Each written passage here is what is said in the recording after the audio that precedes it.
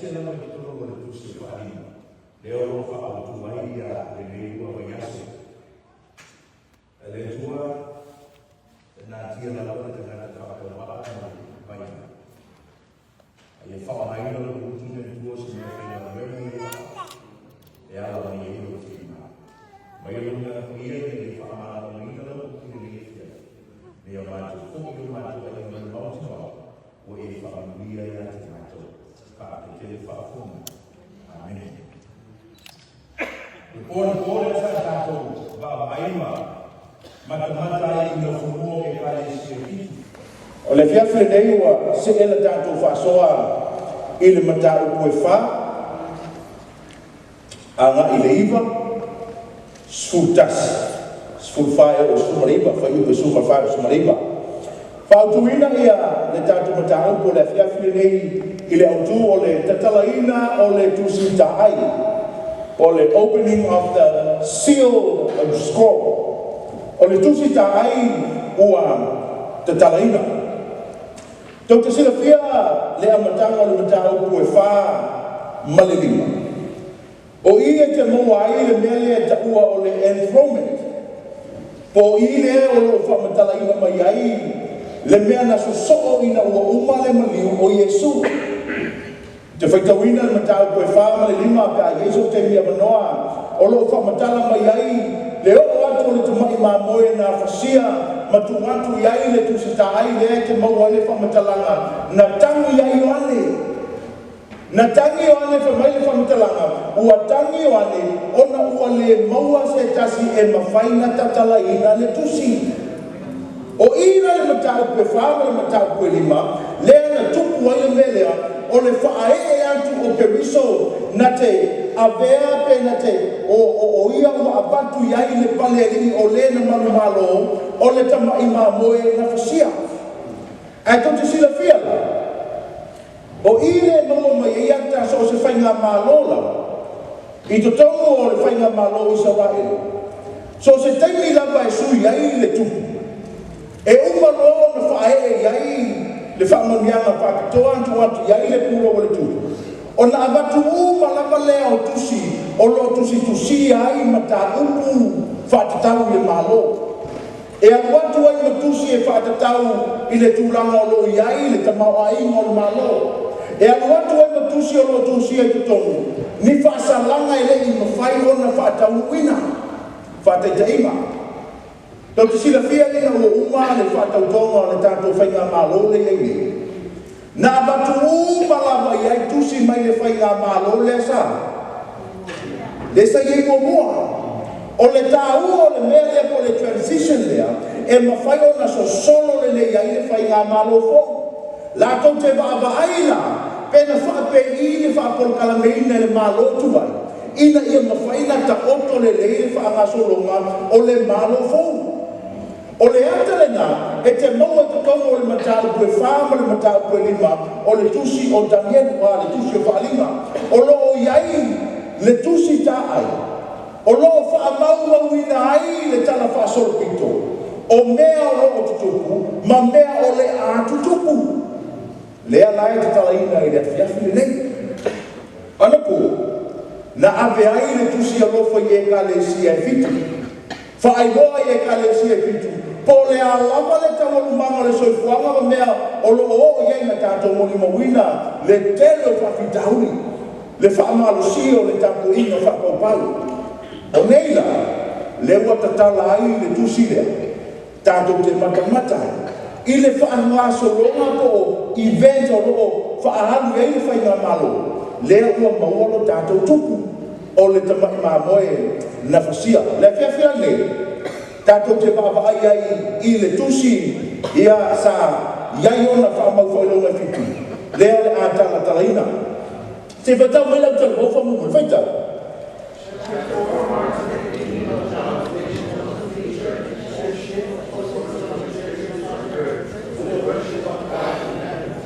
O le matau e wha, e a mata mai ei nā, ia le amatanga o le mele ua vaaianga ia ioane i le lumanai.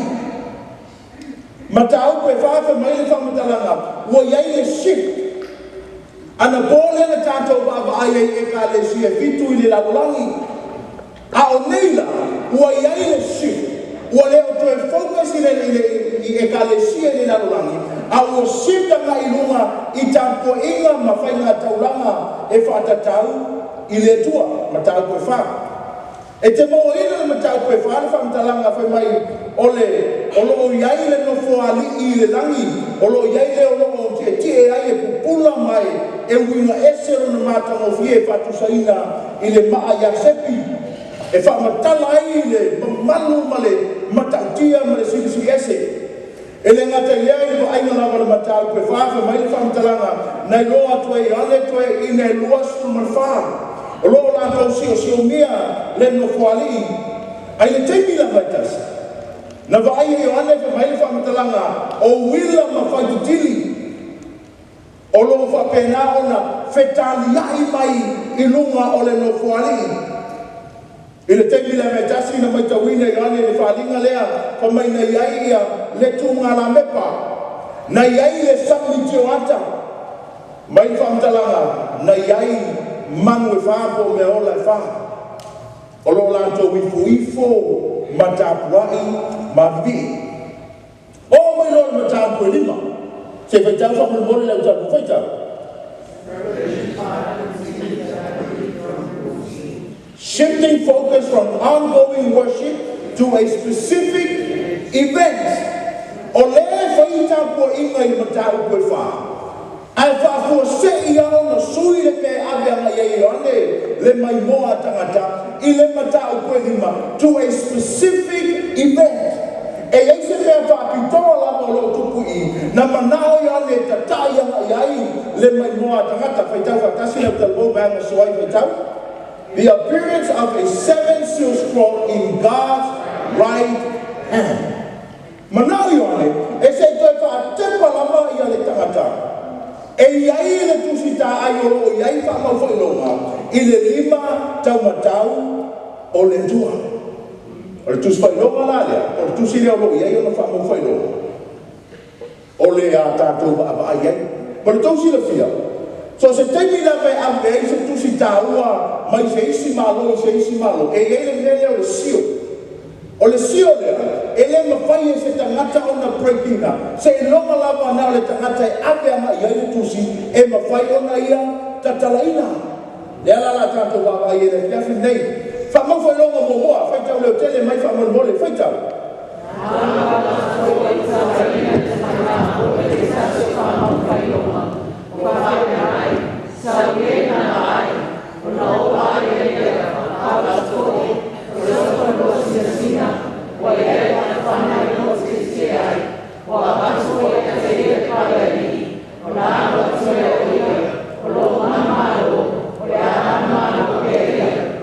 Mai tau mai whaamtalanga vaenga murumuri.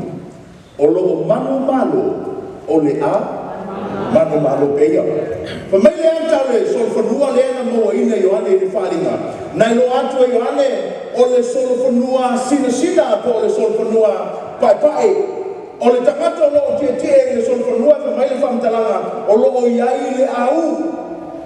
Ai le tangata lama lea ua batu i ante ia le pale. E pa mai lama le whaamtalanga conquering and to conquer. O loo manu malo e manu malo pe alama ia. Dala wingo le whaamtalanga. Whaitau atasi lau talo, whaitau.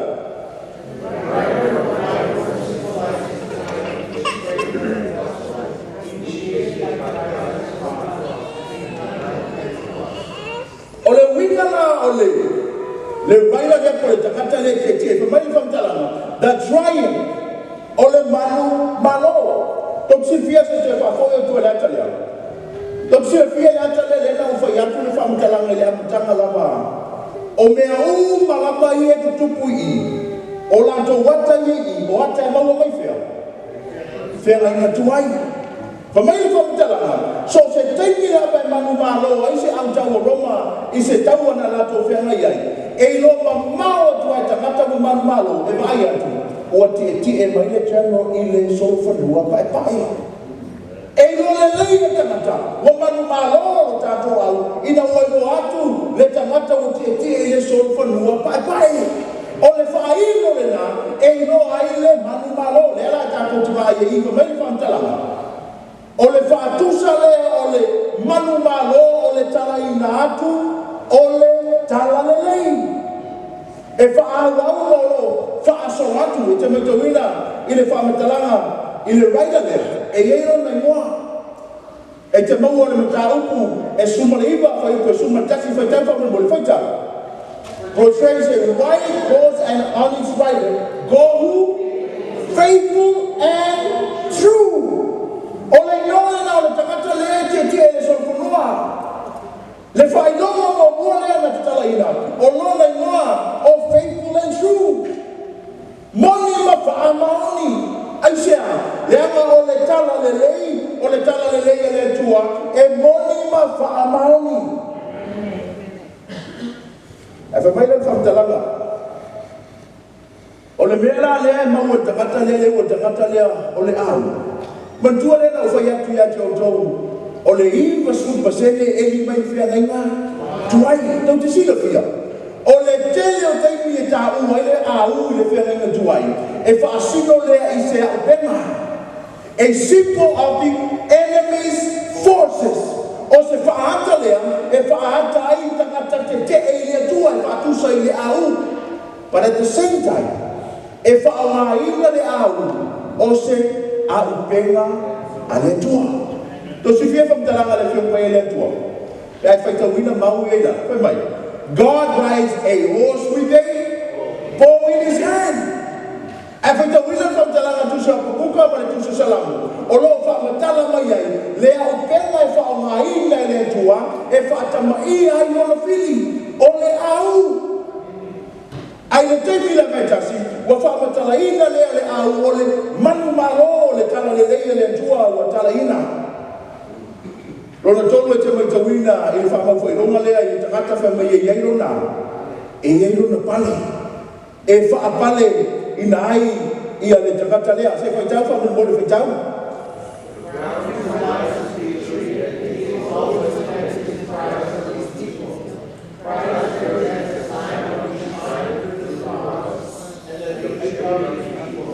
As they overcome sin by means of his blood.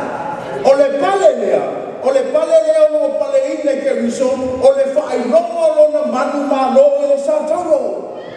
E manatu satani, ua ia whato i lalo ina Yesu e ala i sataro peita iane. Ole pale e ilo ai le manu malo. Ole palelea ilo na ngana e leli e ta ua ole Stefanovic. Ole wiwa palelea, ele ole palelea e wha pale na ile tangata e manu malo pe a malo ele Olimpeka. Le ai ele not the race. Ole palelea e wha pale ile tangata manu malo. Ai mai tau me tātou whasoa na pōle ana vai na mulumuli lava i upu olofa Yesu pe mai e kalesia o lea manu malo. Lea la tātou te vai e i. Ole palelea, ole whatusaina, ole tangata, manu, e te silafia, ole mafuanga le nā, ole tatalo atu, e te susuma, e tala au mai. Se i fola atu i atu, oe, le tala le leia, le anga e leo se tala le leia ngā ngata. Ka mai le whamatalanga, o lo alu mai e alu pia lava, e manu malo mai e manu malo pia. Ole mafuanga na ole tātou iai ni e fiafi. Le anga le tala le leia, whaato a umalawa i le taimi a fio mai ai Yesu. Amene. Lea mui mau e whamtaranga mata i riosu marwhaka mea, e tala i atu fo i le tala le lei i atu laura uma. E whai mui mau. O na o mai ai lea o le matanga.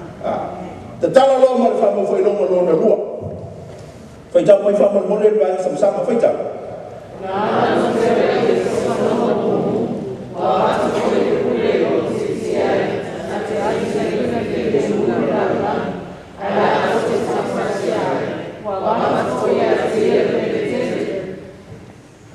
Ta tala le whaama fo i longa lua. Ai loa tu e Ioane e whai mai o le sol whanua e lanua. E langa mumu. A tātou wāpa ai pe a whape e whapupu e waenga le. O mea nei loa Ioane e whatatau le whaama fo i longa lea lona lua. Whai mai o le sol whanua mumu. Whai mai le whaama talanga ua watu ia te ia le peutele na te whaia ia whasiotia tangata na te abesea lea le filemu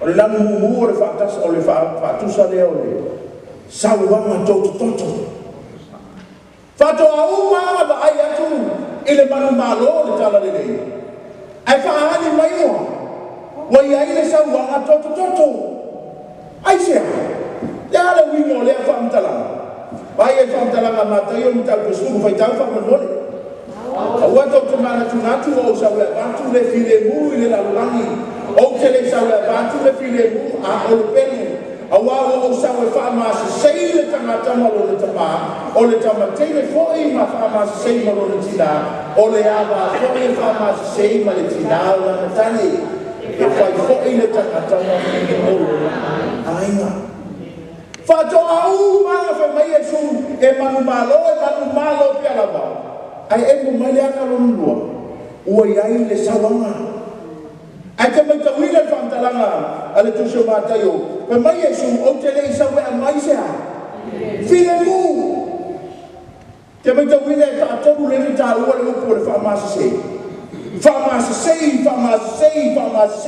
ai sea o teimi lava i talia i le tangata ke riso e avea mōna li mōna tua o le o ngā tonu o le mua lona soifuanga e iei le mele tupu e whaamasei ai le tangata ma le isi tangata o mai le whaamtalanga the second seal reveals a rider with a what? A sword le wima symbolizing the removal of what?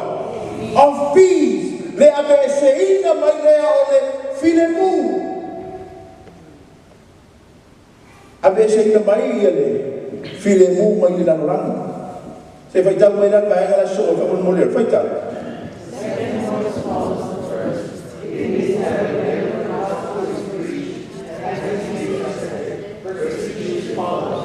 Did you get that?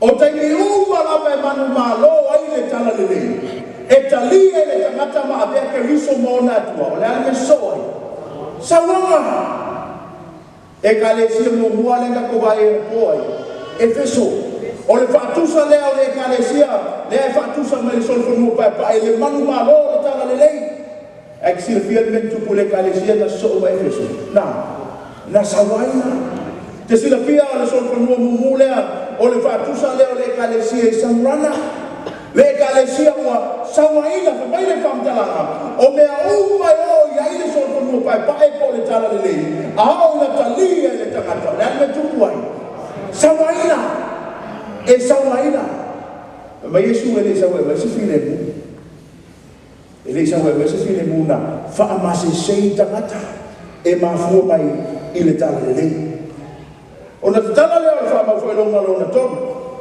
se fa tama fa ma mo le fa tama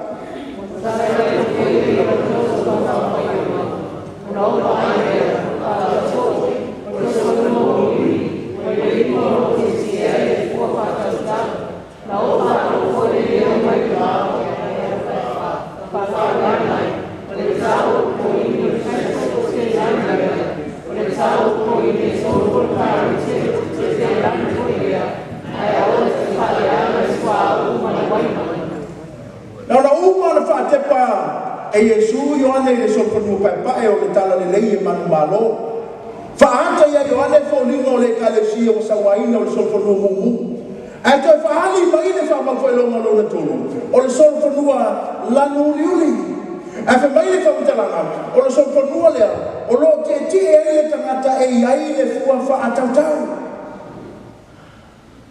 lea le wingo le toingame Mua lava e te matawina e whamai e le whamtalanga lunga. O le mele o le uli e a inga pe o whamatasi ma le mele o lea. Darkness. Pongisa. Pe ia mele whamai e whamtalanga matau pe o mwhe pe suma le lua i le pōri uli o le la.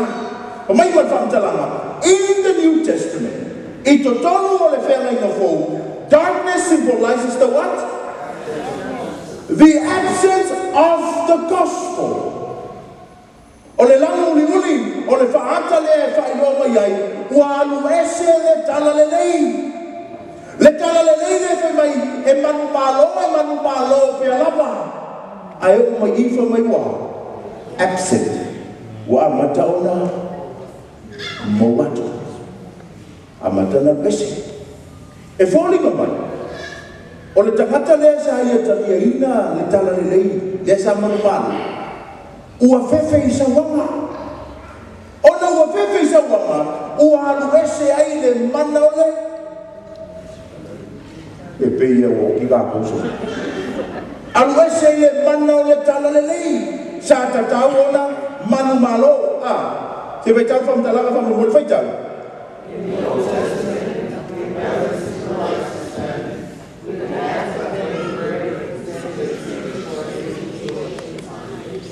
ia so lava ia o le whenga tuai e tau alo le fua le a whatau tau e fua i po le alawa e whaata mai ai e iai le mea ua o sioki e iai le onge le ua wa amata na tupu o le pālengi la po le fua o tau mai na o le whaata lea o le onge ai te paitawina la mai le whaktalanga na ialo i fu a ola i na fua le melea o le whalau e tau mai la o matua extreme e leos kama ionge la extreme e mawhainga honge ai le ni se fua e fua ai se mea ai fua loa o lono winga o makua extreme alea le honge matatan loa ni maleo so ngai aru koe whamanatu mato te milea o mawhutoni o vatuso o e mantua te milea makua i honge a kako le fia ai le sai te ia tātou e tau tue ai meleni a le haua le ana tutou i tu e fole to mai i tau te sile fia le kalesi e o mai le toma la ai mato meleni e fisi atu pe kipi atu meleni pa e matu e le i ka penua ki le ai extreme ai sa aia ki nganga pa ngā ai ala ngā ma kukea fia ai e whapenga male mele kau mai e so whamua la uli lea the extreme ua makuai makau kia le kai ngā honge e leo sea leo sta maioni pa whea mai roa mulmuli ta ai whamtalanga tuspaya e mai whamtalanga tuspaya tasi le koini o le fuana tasi koini e tusa male tasi tesi male tasi o lita o le seto o le mele leile na e tauna ona ai a o le koini le na tasi po le lita le na tasi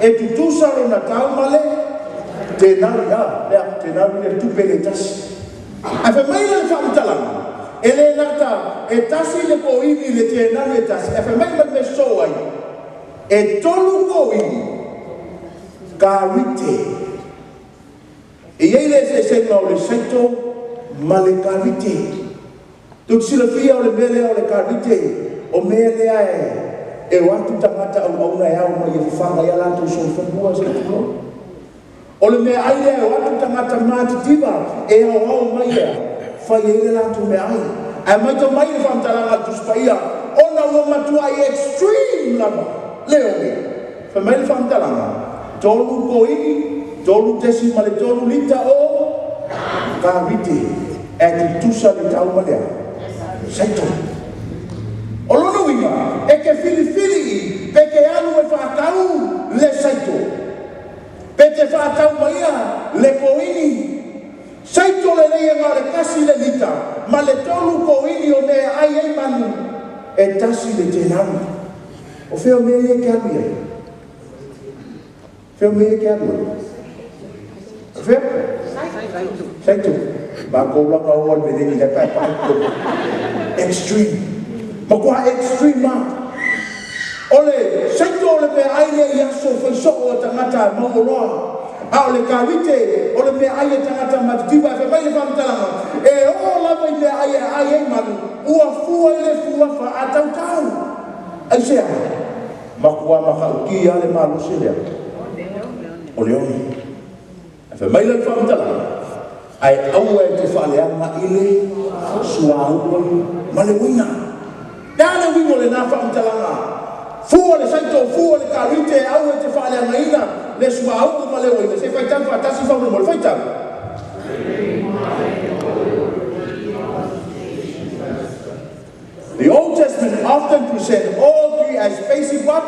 necessity of daily life. O mea ia tolu, e matua whaalango lango te lei eile soi fuanga o tangata i ona po ia, o le whenga inga tuai. Saito waina malesuhau. E te maitawina la, pa mai whamtalanga tuspa ia, ua fua le saito. E iei le fua le saito. Ai aua me I whaale ngaina le waina malesuhau. Lea le wimo lea whamtalanga. Tato weva ai, pa mai whamtalanga mau e tusi mai. Why we present what? Salvation through Christ. Ai alu te whaitawina mau e tuatunu, mai le sako pe miko peo mai ai. Ai mai le whamtalanga, o le waina, o le whaatusa lea, o le whaolatanga e mau e le tangata, mai a Keriso. Salvation through Christ. Ai le ngata lea, o le suaua, sila fia e tātou, o le whaatusa, o le anganga, paia. Even when God's word seems hidden or taken away.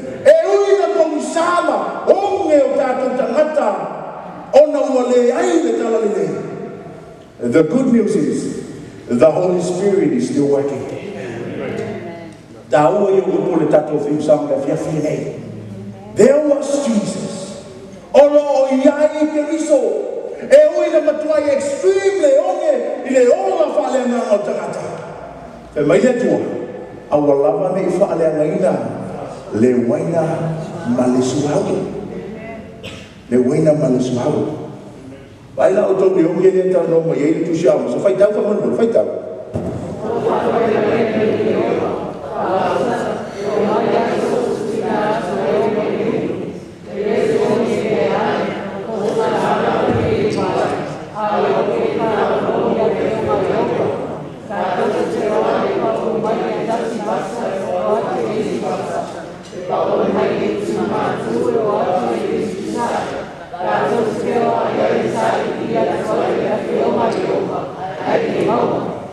Wai mai tau mai le wingo le mele o le extreme.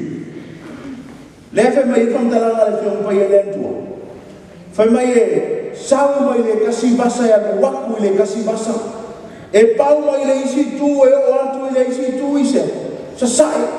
La tau te whewai ai e sa ini ai lea. Le a whionga ai oa aia. Le maua. Tau te sina fia la oi le fia nei. O le extreme le o ai le ongi a tātou whaleangana. Pe a whai ti whatalinga tuli la o le anuenga le ngāu pai. E iai le taimi, tātou te le toi la mona ai le tau alanga le nei. E iai le taimi, e matua I ongi e tātou I le whionga le tua. Ma kua whiu esu, le toi maua. Matua I extreme lama le mea o lea. Le ongi le nei. Tau te sila fia o le taimi lea po le whaatusa lea o le sofano o liuli e whetau tongu lava I le taimi o le kalesia I Berkam. Nā matai o le ofi ma tu tongu a o ngā ese, a o ngā sese, a o ngā whakau ma ua mau e se atu ai le mamā o le tala le lei.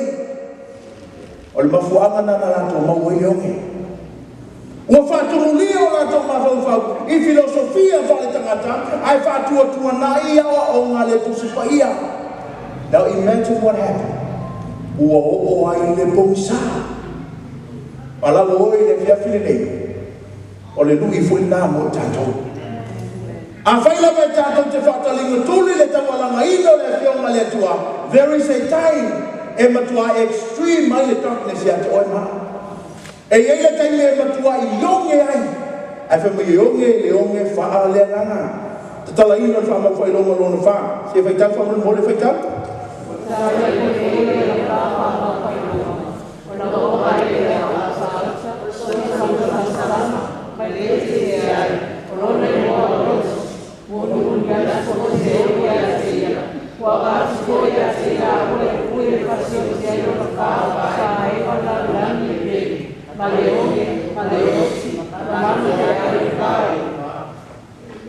O ngā uma o na whaatilo I le tua, Ioane I le solwhanua lanu liuni. Whaatepa I le whaamawhailonga, lona whae whamai e go atu le solwhanua. Sama-sama. Ue eba aisi tangata e lanu sama-sama. Ha? sa ora mau Mary la. Jadi sila fia le lang sama-sama o fo lima lo ngakala. Lauti. Lang sama-sama ke ba yaki magway sama-sama mayaona ona mata. O tau fa ile. Mai man mangan. Ole tangata woti, fa mai le fa matalanga le. Ole sol fa nua le lang sama-sama le fa matalanga le fio le tua. E fa tu sa ile tangata makwa maya. Le tangata wa toi a o yot. La fa tali mai fa fa to ile wa tu. Fa o na mo ele. Lang sama. Ale ngata le fa mai le fa matalanga. Ole ka ngata le ke e ai no mai mo wai. O tima. Seoli. Olona winga. E ai le fa ta uma le fa ali mai fa mo foi longa ne fa. Ma mako mamasya ka ko amio fa mai ole tala le e alwe manu malo pe lava. Ai o mai ko wala lu mu le fa tu sa wanga to toto. Ahona te ene le tamata. Le tala le e ke riso. Fa mai fa mtalanga yo o ya te ia lea. Leonge. Pomisa. Ai o mai fa mai wa. O su ele fo sa mo. Fa mai le lupe sa ho. Se fa mtala fa tau mai la tau fa mo fa tau. Of the rejection of the gospel. This is the ultimate consequences of rejection of the gospel. Oi, this is not just a myth. Ele se tala fa mo le mele. Ele se tala fa mo e ya tanto fa na. This is the real life.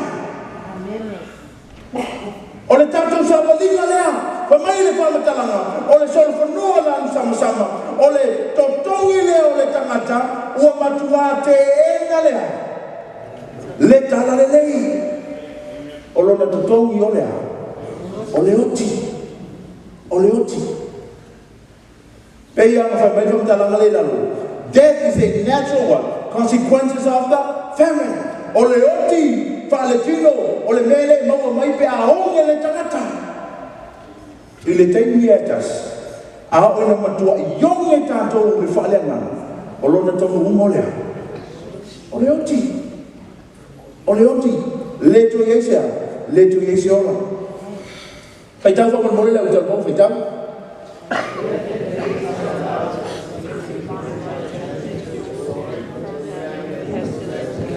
Te mai tau inga ina ua vai o ane ile whali, ile whai longa lea. Whai mai ele ngā tei ei longa i moe muli anti a teia, awa apatu i a teia le pule na te a. Na te whau pati aile na rolangi ilea, ile pelu, o le onge, o le wha mai a toma. Mamanu. Ele o se tala wha amore isi a tātou amio. Ale o mo le na whamtalanga. Mai whamtalanga e lunga. Designated are allowed to execute. O mea ia e whaatanga e le tua, lato te whaatanguina lana whaamasinonga tonu. I se isi whamtalanga, a whai tātou te whaatalinga tuli le tala iatu o le tala le leia le tua, e o ia te o e leo ke whalenanga. A o ina te tele leone, e o mai tama leo. O lea, o leoti. E vai a wala e o mai leoti, pelu, o le onge, o le whaamai, a toma manu. E no foi atu o tātou whaso, e lei mangi meo le e fo, te mau o mari whena na tuai.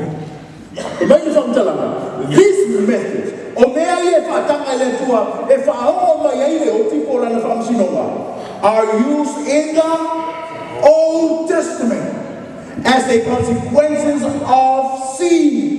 O mea ia, na whaatanga ina le tua te tupu i tenga le whenenga tuai, ona o le anga sala. Whatupu le tua le oti le penu, whatupu le tua le oti le whamai, whatupu le tua le oti i le onge a toma. Mamanu whiai. Mani whamtalanga, na whatupu le tua o le taui o ala to anga sala. Atu whatasina. ona ofisili atu ea. O whea so whanua i ati whietitia. Te maitawina i whamatalanga so whanua pai o le tala ina atu o le tala lelei whamie anu e manu malo pe alapa. So o mai e tua le so whanua lani mumu o i lato uma o e talia le tala lelei. Ea, whasioti, persecution. But notice this. E uma longa whasioti le tangata e talia le tala lelei. Uma no foi ngā. E leo koe tāno mai nano. A o le tangata la le e whātau te i le tala lelei le whamai e manu malo pe alapa. E maua ia so whangu e rua ia munu mai kua. So whangu o riuli whamai e a. E matua onge whale nganga mafo mai o na ua whiu ai le tala lelei. Te ena o le tala lelei. E maua lo la o leo. Whakakari o ki lo. A mataloa na vili le aina. O mai whaitofa ma vaima ma nue le iani to ina. O la tarata le tengi lea. O le oti. Amen. Ala ke ia o te whewhewe. Ala te ia o te whewhewe. Pa mai na man whamtana.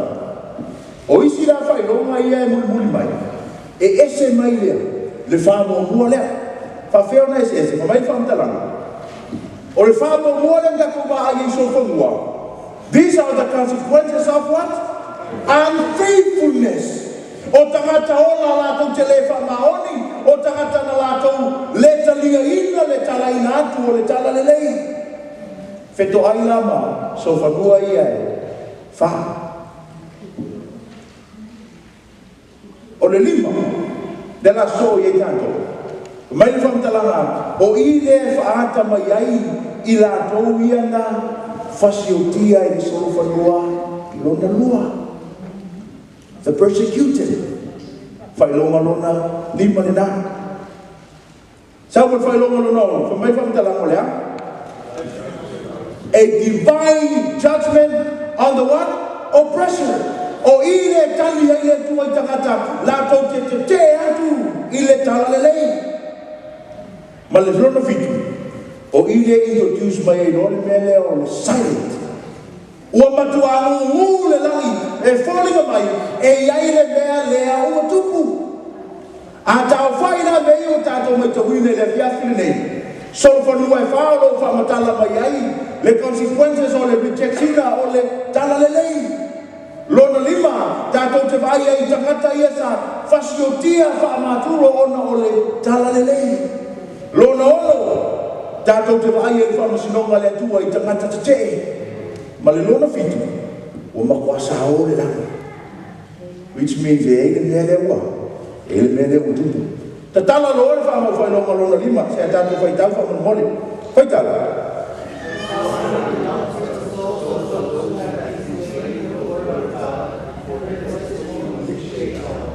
Ta tala atu le whailonga lona lima. Ai whamai le whamatalanga. Nai noa to i ane ia anganga o i la tauna fasiotia i la loifo o le fata whaitauranga. Au tangata ia, o loo ala langa mai lo la tau leo, whamai la tau alanga. How long? Le ale ui. Ai o le nae whamai whamtalanga ua, whaiantu le tai. They were told, rest a little while longer. Whaatali teisi. Whaatali teisi. O le ai mele whaatali e. Pa mai le whamtalanga. Lea mai eiro to uso ia o lea. Muli mai.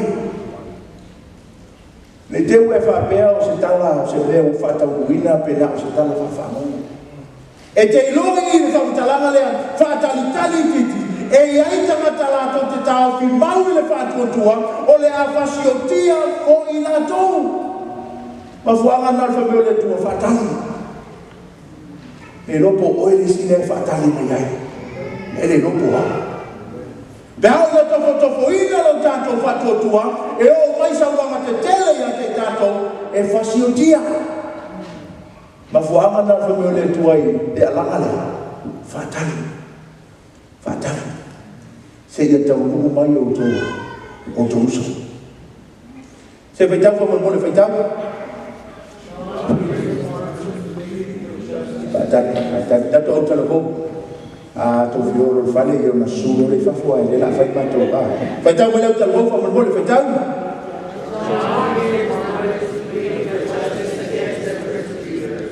Those who dwell on earth refers to people of God and reject the gospel. Ole tangi mo le tau alanga tangata ia sampa i lalo ole fata faturanga.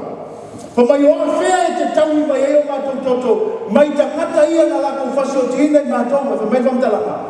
Those who dwell on earth. O famtalanga na le famtalanga mai e. And for many of the following it refers to the people who oppose God and reject the what? The gospel. O ilatovia na lato te ena le tala le lei mo lato fatama ia tangata na lato taliaina le tala le lei. Le ale ala mai e fia taui o latoa lo lato toto. O mai le famtalanga o le roadline pai pai o le ofu pai pai lea o le fatu saina lea o le ami o tonua keriso lea sa polo misi mai ai lea ka kuba ai ma po o mea o lea manu malo fa fitu le lei fai mai Yesu o le manu malo o le manu malo o le manu malo. The white robe symbolizes Christ's righteousness. Le amio tonu le ale atua e tau iai tangata nei. E wawaila manwhantaranga. O tangata ia o fasiotia. Ua tuina atu whaapitoa ia te latou le mautinoanga. Assurance of salvation. Ua matuai mautinoa lo latou sauwhanga e langi ma le ola e whaabau. Awa lewa ia te latou o fupapae. O le whaatusa o le amio tonu ale atua. Not through their sacrifice, but through God's grace.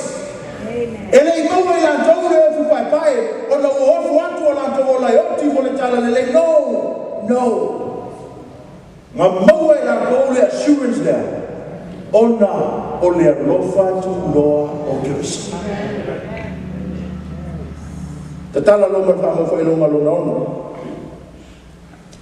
Ina watala fa mo fa lo no mai fa tala veia sa tu wai na yai le mafu e tele fa po lulia le la nga se toto le masina fa mai wo to ulu mai to ulu mai fitu fa mai wo vai atu wa ta ai pe o le tusi ta ai ia le langi o amata ona o ese mama mai mea sa yai. O tamo mo e tangata e la lafi yangama, la lafi la lo papa. Ai sa wo lo me mulia e yai le la ofisini. O ai fetasi e mafai na tu atu ile aso o le atua. Who is able to stand? Famata e se mafai na tu atu ile taimile. Então se le fia ia le vai ngale. Na mai tawina e le tatou lalulangi whailonga ia. Tasi fitu lima e o mai le temi nei e le whaatusa-tusaria le mafu e le nā. Tō tele tangata na whioti ai. Le aso pomisa na whaapomisa ina i le la. Tasi fitu valu sifuru. Le ngata lea whaamawina ta whasopito le lalulangi. Le aso na matua i tō whaatimu ai le tō umo fitu. November suma tolu tasi baru tolu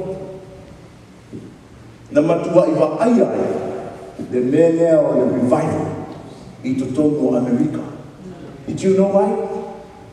Okay, non mafu ang makaukia the second great awakening there.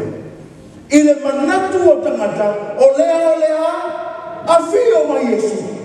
Ai sea o lea vai le mafu e tele. Waba ai ko usale la fa ko le ulingia le pasina to ulu fetu ma sole o le kaini e va ko ko wo ma loku e vai le o tau fa yo ma de la vele fio pa Yesu o fisini o le e la awa le fa ma o Yesu ya fo la o le fa ko ku me ya le ko ya le ko yo ma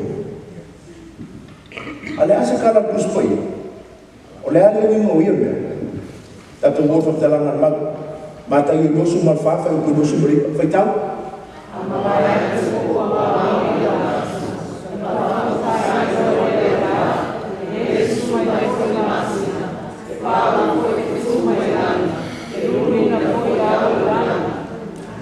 Pemain from talanga ay Yesu yo na so. Ama baya tu foi le pua nga iyo na so nale. Fa po misali la bole mele ole na. To fitu mas totol masima. Ole ale aso po ole po nga telele. Le aso le na matuai fa sawai na ai tangata tali to ole tua. Le ai te mau el sol ponua na mu. Le aso tele na matuai fa tinga inai e tangata te e tangata ole tua. Mai man fam talanga Yesu ama mai aso le popo nga tele na ona so olo le mane fa pomisa ina vela olo no vi lo amigo eto tu pure melea eto tu pure melea e ia ni te ni tato te ba ai e melea o toia o mai ate tato se pia ali fo la fa fo mai e ko kupu ala le me fai no ko Yesu ya ka ko me ke ni pe fa ye ko kupu ina ia tato ta pena pena sa uni ai le ama ko kupu mai ai ele fisini ta o le fisini ta mata fa mai al fisini who is able to stand fa mai fisini e ka maka ia na la ko ke e ta la le sole e ia se ma fai na kuma ke a pulvelea who is able to stand ai tani le fai ko e mata ko fitu fa mea le o e ua fa ma fai no maina le fa me tom talanga au anto te fa le anga le fa noa ko le sami po la au o le ua so la tangata la fila lo anga ma papa ma fa mai so le e se mo fai na kua ma mai le mata ko fitu yoe o tangata ua fa ma fai lo mai o na to mua ulu e le atua the seal people of God o lona wi e ta o tele le fa so mo ta to le fiafi o le lava ya le tana le so fo pai pai e manu malo pe lava na ta to mai to wile fe mai fa o mai awa a fio mai Yesu o lona winga o le lava ya lu sawanga the persecution is ongoing e to tele tanga to lo sawa ina lava o lo la to fa tu tua a o la to te e tala le e o ila to le e o malo le fa so solo inot a fa mai la fa mtala o tangata na ia e to e mai ai le mau i fa mo fa lo male wana ona tu mo fa pe atu e ia se ise mo fa na tu atu ai si la fia la le oe la fia fine manino yo fa mtala al tu spaia e le ta o mai se mo se kalesia e te tau le ai ina ia e sa mai ai fa mai le fa mtala o ila to fa mau fa lo maina fa solo tanto fa solo le no ya so tanto o ia i vai ngale ina ia matua i manino mai la le tangata ma fai ona tu antu le ngata le fe mai kom tala ma fai ko super fa fai tau fa mo mole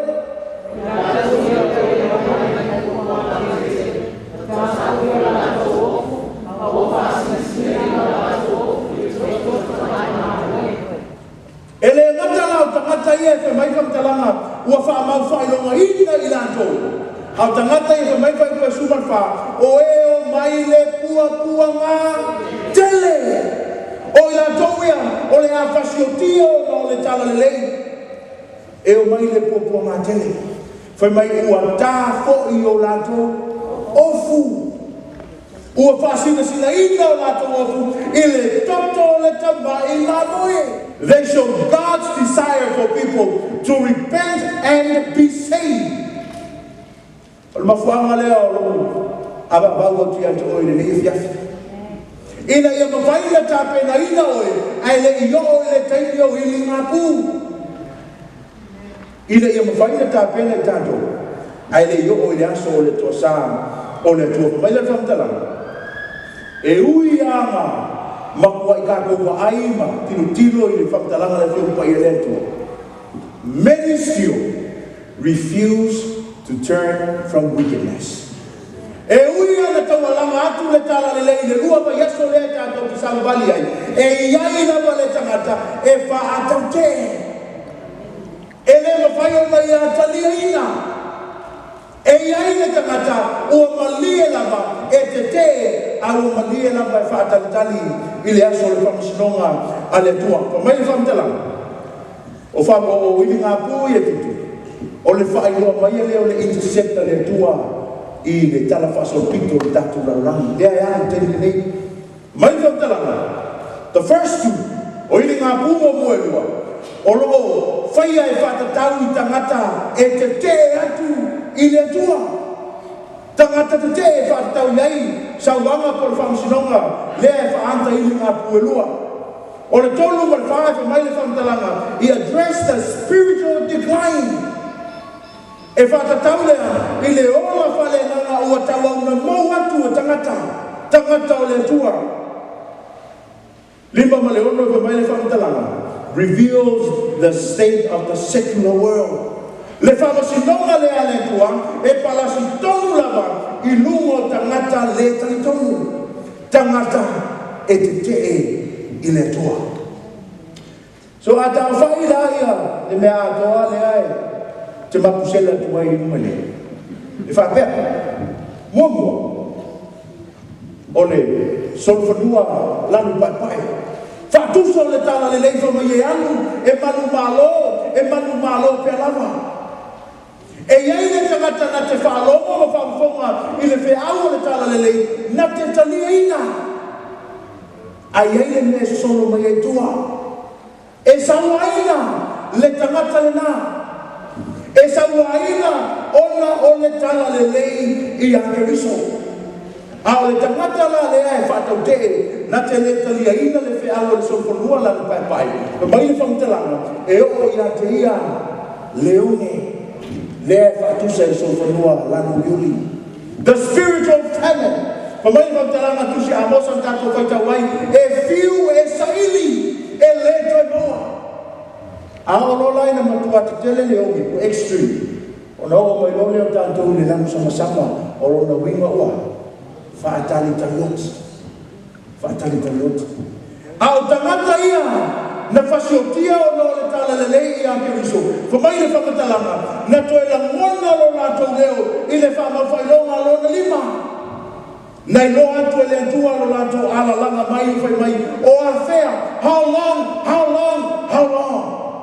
ai sia ona o le matu ya sa o ya te lato I mai le tu fatali te isi e ia yo so o lo muli mai lo no ono te mai tawina le fa mo fai lo no ono e o tala ina mai le fa talanga na matua lulu o le mafue o mea o uma na tupu pa mai fa talanga Yesu a uma le popo ngatele o na tupu le o ia mea ai te sila fia la oe e ia ia te mi e toi o mai ia te tātou o na o mai lola ia le fa ma fai loma lona fitu o matua sa o le la o visili ai sia o sa o le la o I tātou te mai tawina ai, ua I ai le mea tele ua tupu I le langi.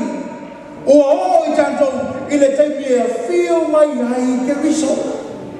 Ma ale me whai ono tātou whamaoni e I. E ono ame sea no tātou wapanoa I le langi ma le ola I whamau. Tau oe, tātou te leiloa po o awhea I te tupu ai a mea.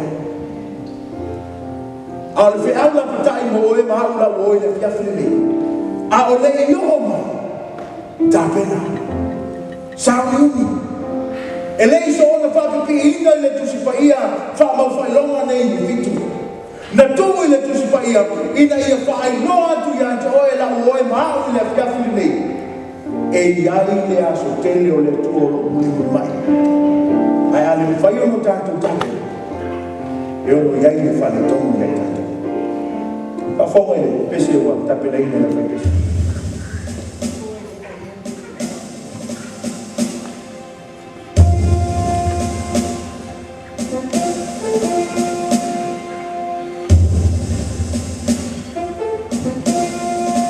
Years of time have come and gone since I first heard it told how Jesus would come again someday.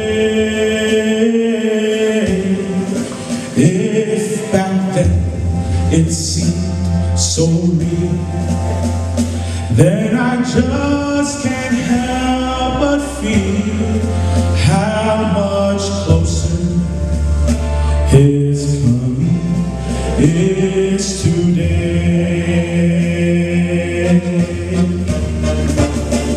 Signs of the time are everywhere, and there's a brand new feeling in the air. Keep your eyes upon the eastern sky. Lift up your head, redemption draw with God.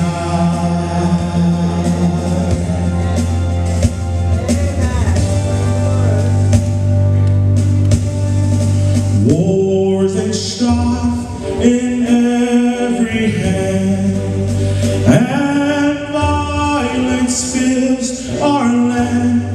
Still some people doubt that He will come again, but the word of God is true. He'll redeem His chosen few. Don't lose hope that Christ Jesus will descend. The signs of the time are everywhere, and there's a brand new feeling in the air. Keep your eyes upon the eastern sky. Lift up your head, redemption drawing nigh. Lift up your head, redemption drawing nigh. Redemption drawing nigh.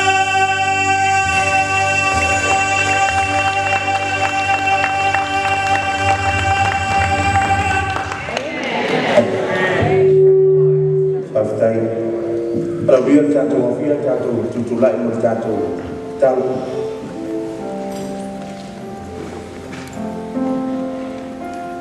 Yesus Kristo lumatu faawal.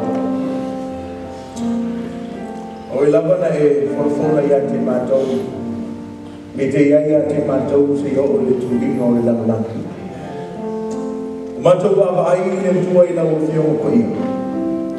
Logo matua fai no manino mai ai le tulama le sabalinga te ngata fantu tu atu ya toi. Matou mai tawina le tua ala le o fio ko i le ia fia fi a fai matou te tau fi mau i la upumola. E fasiotia o matou te ngata. A oe lama fo'i ke risona e whetalai. Ia siri ono matou matatau i lena te fasiotia le tino atua maleanga. O le tua matou te talito. O i lantou ia o tau fi mau i la upumola. O e foa'i atu ia te lantou le ofu sina. O whaasina ina i le tonto o le tamai mama. O mātou mana o ngai le afiafi nei le atu mai. Ia whaapea ona e whaia ia te mātou. A vea i mātou o nisi o lau whanau e mawhai ona wha o fuina i lau lava a mātou. Ina ia mawhai ona mātou maua le pane o le ola o e fola i mai. Whaftai mo i lātou le tu o mawhai ona mātou mafuta. E wasi e si mai mātou te susu e whaatasi i lau o whio kui. E a mātou fautu ua le i e te talo i lau whaamanianga no lātou fo i atu. Leo ina no lātou ola whaamanu o le mātou te whenua. I le aso an tai au ke atu sai me lo lofa ma lo wa le e fo i le vi inga ya to fa fa te i lo fa fo ma amen amen